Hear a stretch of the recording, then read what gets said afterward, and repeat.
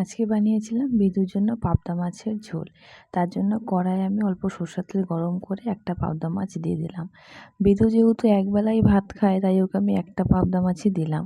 আর এখানে আমি বেশ কিছুটা সবজি প্রেসার কুকারে 2 থেকে 3টা সিটি দিয়ে নিয়েছি। পাবদা মাছটা আমি হালকা করে ভেজে নেব। ভেজে রেখে তারপর ওই তেলের মধ্যে ফোড়নে দিলাম কালো জিরা আর কুচি করে রাখা পেঁয়াজ আর টমেটো আর পেঁয়াজটাকে কিন্তু আমি খুব ভালোভাবে নাড়াচাড়া করে নেব। মাঝে মাঝে কিন্তু টমেটোটাকে আমি সবজি সেদ্ধর মধ্যেও দিয়ে দিই, একসাথে সেদ্ধ হয়ে যায়। আজকে মনে ছিল না তাই পরে দিচ্ছি। সামান্য একটু রক সল্ট আর পরিমাণ মতো একটু হলুদ দিয়ে ভালো করে নাড়াচাড়া করে নিয়ে আমি সেদ্ধ করে রাখা সবজিটা জল সমেতই দিয়ে দিলাম, কারণ আজকে না হাতে একদমই সময় কম। সবজির ঝোলটা যখন ফুটে উঠবে তখন কিন্তু এর মধ্যে আমি মাছটা দিয়ে 5 থেকে 6 মিনিট আমি ফুটিয়ে নেব। এক্সট্রা কিন্তু আমি এর মধ্যে আর জল অ্যাড করব না, যেটুকু জল থাকবে সেটুকুই দিয়ে কিন্তু রান্না হয়ে যাবে। আর আমি কিন্তু একটু ব্ল্যাক পেপার দিয়েছিলাম, সেটা দেখাতে ভুলে গেছি।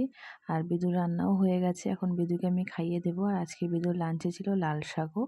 লাল শাক তো প্রায়ই ওকে দেওয়া হয়, কারণ লাল শাকটা খেতে খুবই ভালোবাসে। ওকে আর আমি এক জায়গায় বসিয়ে খাওয়াতে পারবো না, কারণ আজকে আমার হাতে একদমই সময় কম আর এইদিকে আমাদের রান্না হয়নি। তাই ওকে একদিকে আমি রান্না করবো আর একদিকে এইভাবে আস্তে আস্তে খাওয়াবো, কারণ ও তো খেতে অনেকটা সময় লাগে। আর আমাদের ঘরের জন্য কিন্তু আমরা আজকে পাবদা মাছই করবো।